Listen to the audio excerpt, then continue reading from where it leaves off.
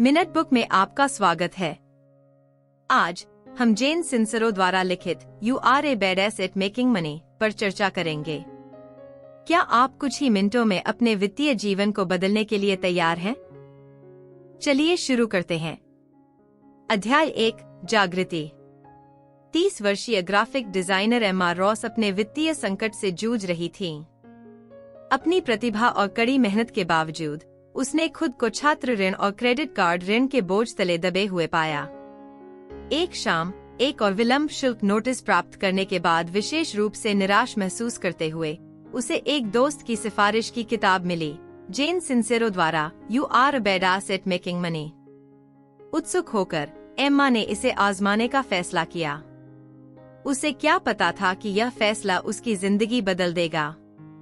अध्याय 2, चुनौतीपूर्ण विश्वास। जैसे ही एम्मा ने किताब के बारे में गहराई से सोचा, वह सिंसेरो की मानसिकता और विश्वासों पर जोर देने से प्रभावित हुई। उसे एहसास हुआ कि पैसे के बारे में उसके नकारात्मक विचार उसे रोक रहे थे। किताब में उनसे अपने बचपन और पैसों के बारे में मिले संदेशों पर विचार करने को कहा गया। एम्मा को पैसे पेड़ों पर नहीं उगते और अमीर लोग लालची होते हैं जैसे वाक्यांश सुनने की याद आई और वह समझने लगी कि कैसे इन मान्यताओं ने उसकी वित्तीय वास्तविकता को आकार दिया है। सिंसेरो की सलाह से प्रेरित होकर एम्मा ने अपनी सीमित मान्यताओं को चुनौती देना और नया स्वरूप देना शुरू कर दिया। उसने मैं बहुत धन कमाने में सक्षम हूँ और पैसा मेरे पास आसानी से आ जाता है जैसे कथन लिखे। हर सुबह वह ये प्रतिज्ञान दोहराती थी। धीरे धीरे उसकी मानसिकता बदलने लगी। अध्याय 3, सफलता की कल्पना करना। सिंसेरो का अगला पाठ दृश्यावलोकन की शक्ति के बारे में था। उन्होंने पाठकों को अपने वित्तीय लक्ष्यों की स्पष्ट रूप से कल्पना करने और ऐसे कार्य करने के लिए प्रोत्साहित किया जैसे कि वे पहले ही हासिल कर लिए गए हों। एम्मा ने एक विजन बोर्ड बनाया जो उसके सपनों का प्रतिनिधित्व करने वाली छवियों से भरा था।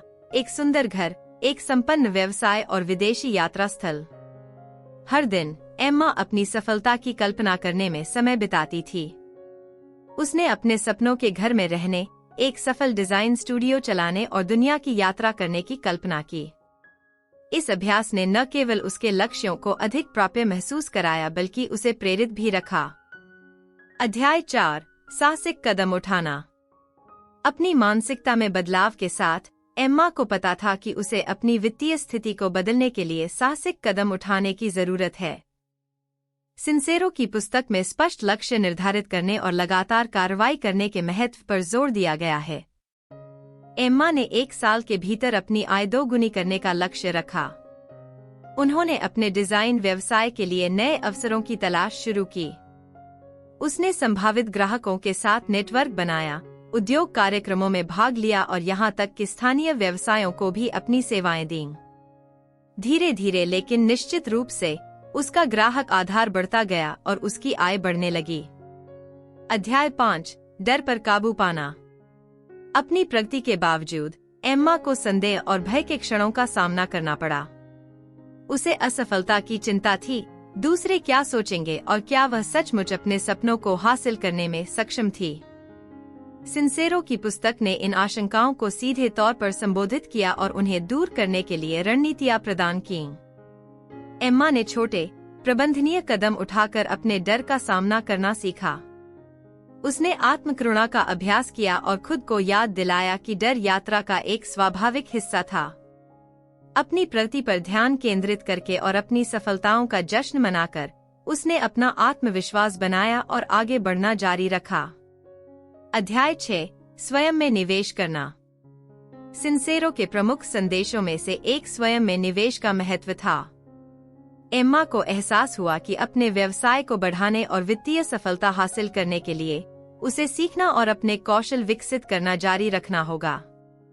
उन्होंने एक व्यवसाय प्रबंधन पाठ्यक्रम में दाखिला लिया और मार्केटिंग और ब्रांडिंग पर कार्यशालाओं में भाग लिया।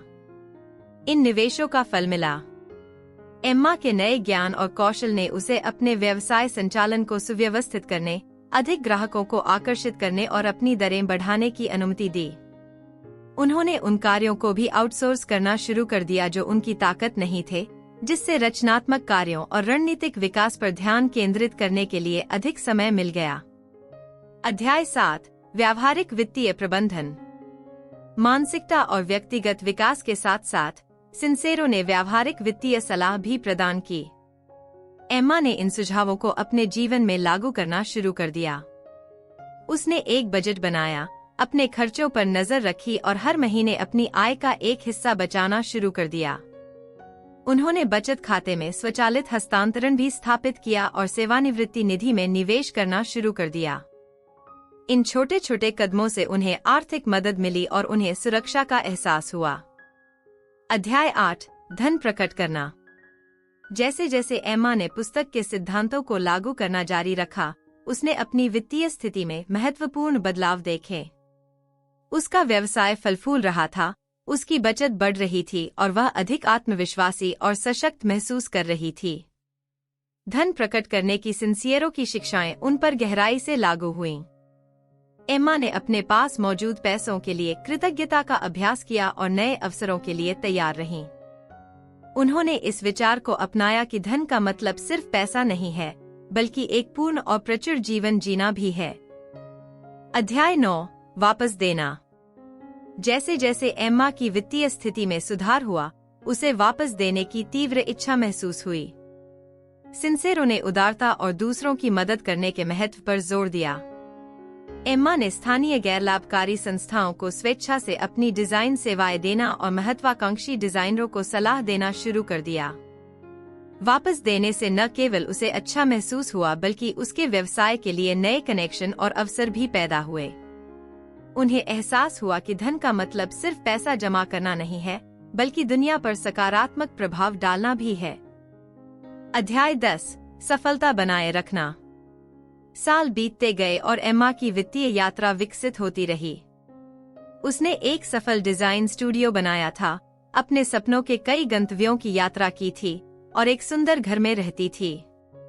आप पैसा कमाने में बहुत बुरे हैं कि सिद्धांत उनके जीवन में शामिल हो गए थे। एम्मा ने अपनी मान्यताओं को चुनौती देना, अपने लक्ष्यों की कल्पना करना, साहसिक कदम उठाना, खुद में निवेश करना और कृतज्ञता और उदारता का अभ्यास करना जारी रखा।